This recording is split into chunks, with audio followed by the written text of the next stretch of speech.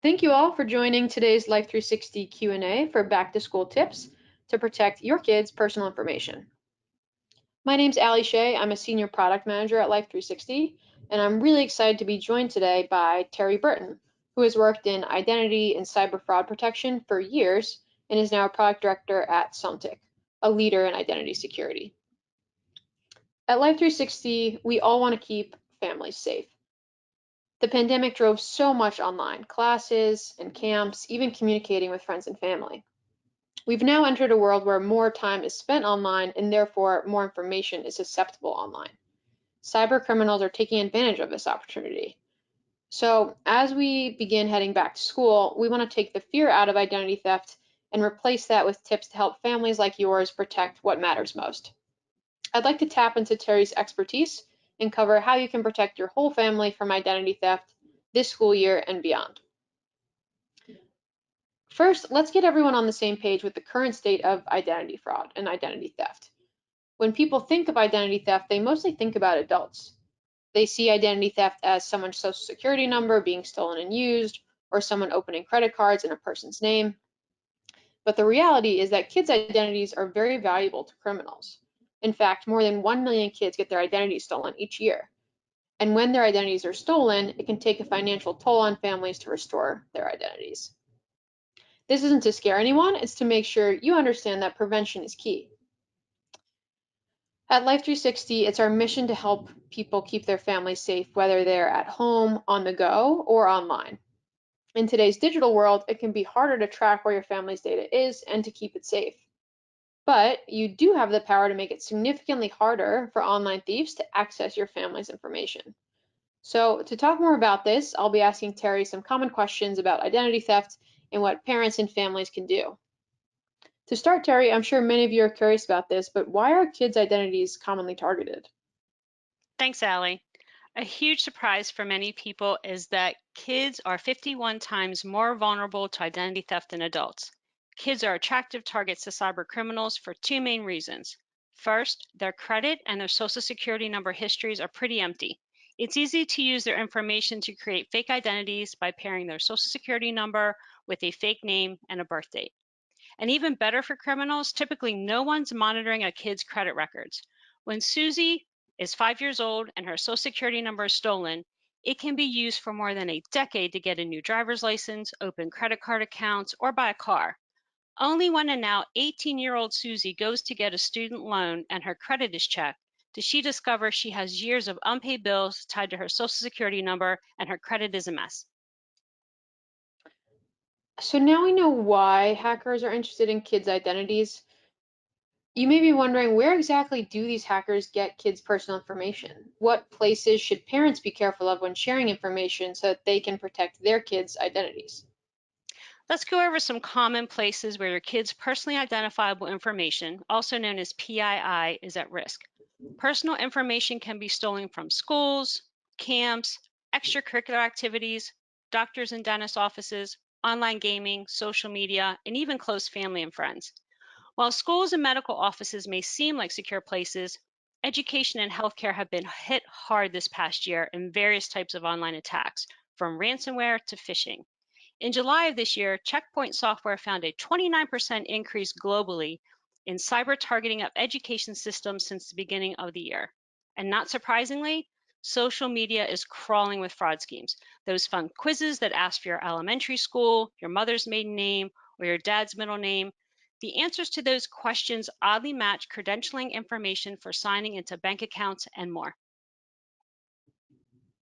Now that we have a good picture of the realities of identity theft, especially for kids, let's get more proactive.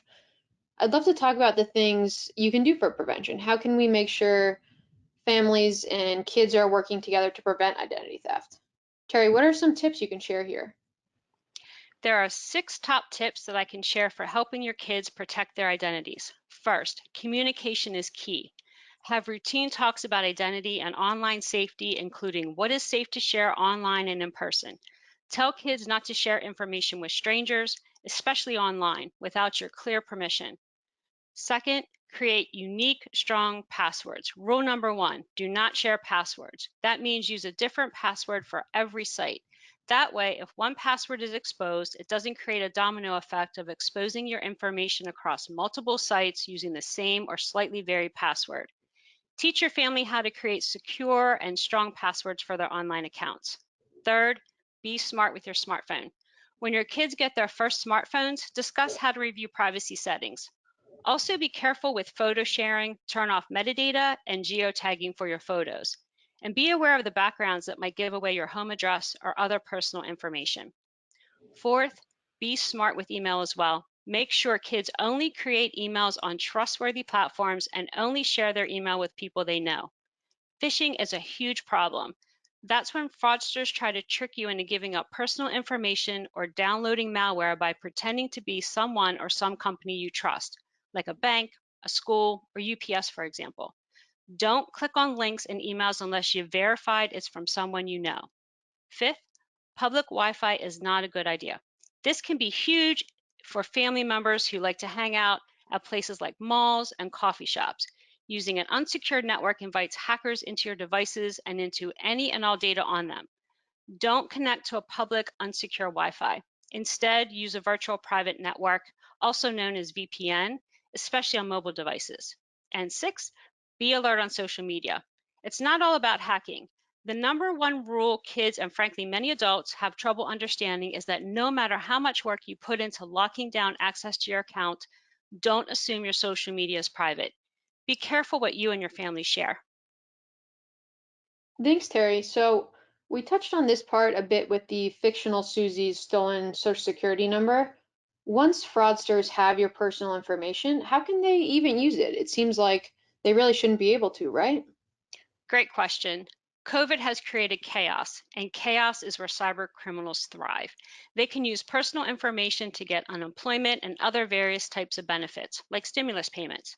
It's relatively easy to use a social security number to build a whole new identity. Synthetic identity fraud is when criminals take pieces of personal information from many individuals to create a new identity. It's incredibly hard to track these because of the mix of real and false data points they weave together. These activities can cause years of defaulted accounts or taxable earnings to appear on a young adult's credit records, especially if they don't check them until they were of age. So let's say I've done all the things I can do to protect the identity of myself and my family, but somehow a hacker has still managed to get a hold of our information. What should I and other families do if we believe someone has stolen our family's personal information? This can be scary for a lot of people, but don't worry. There are steps you can take to help restore you or your kid's identity. There are three main things you should do. First, order a credit report and check for fraudulent activity. Check every year starting at age 16. Second, report and close fraudulent accounts. Place a security alert on your kid's credit file, letting potential credit lenders know you are a victim of identity theft. You only need to alert one credit bureau of a fraud alert, and they will alert the other two. Once you file a fraud alert, creditors have to reach out to you using the information you have provided. No credit can be approved without them reaching out to you first for verification. The general fraud alert period is 1 year from the date it's filed, then extendable to 7 years. And third, be sure to report identity theft to the FTC. When you report through the FTC and IC3, the government is able to identify trends and pivot accordingly to help consumers and businesses. And quickly, I want to go over credit freezes, which restrict access to your kid's credit report. A credit freeze will keep criminals from opening accounts in your kid's name.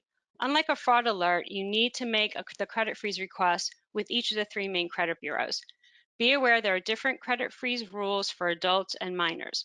For a minor, you will need to provide proof of parental relationship or guardianship. Also, documentation that verifies your child's identity, like their social security number or birth certificate. And you have to send it by mail because the bureaus won't accept it in an electronic format. And remember, the freeze will need to be removed when your kid grows up and wants to get credit. Okay, last but not least, we've talked quite a bit about how to teach kids about online safety and what to do to help protect their identities. Terry, are there things parents and older families need to be doing as well? Absolutely. Parents and older family members are not off the hook. There are plenty of ways they can protect themselves and also set an example for the rest of the family. First, don't give out more information than absolutely necessary. School nurses, school offices, parents groups, sports teams. This time of year, it seems like everyone wants you to fill out a form. Ask why they need the information, especially Social Security numbers, how it will be used, and where it will be stored. Often it's not actually needed. Second, parental controls. Yep, they're even named to let you know you need to be using them. Download parental controls that allow you to approve or block any app your kids want to download.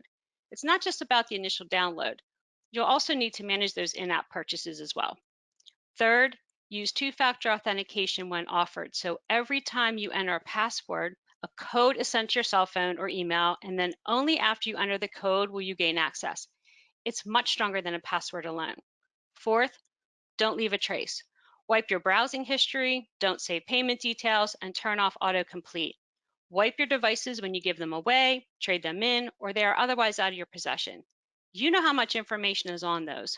Do not give anyone a chance to access your data. Fifth, check credit reports before your kids turn 18. Once your kid is 16, you can verify if they have a credit report under their Social Security number. If they do, it's a good indication that their personal information has been used fraudulently.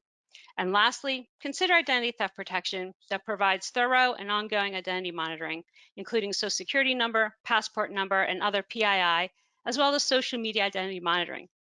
Also, select one that provides identity restoration services to help you if your identity is ever stolen. All right. Thanks so much for joining us today, Terry, and sharing your expertise, especially as kids head back to school. And thank you to our listeners for spending time with Terry and me. Hopefully now you have a better idea of what online threats exist for kids during back to school season, why kids are targeted in the first place, and most importantly, what actions you can take to keep your family out of harm's way. Thanks for watching.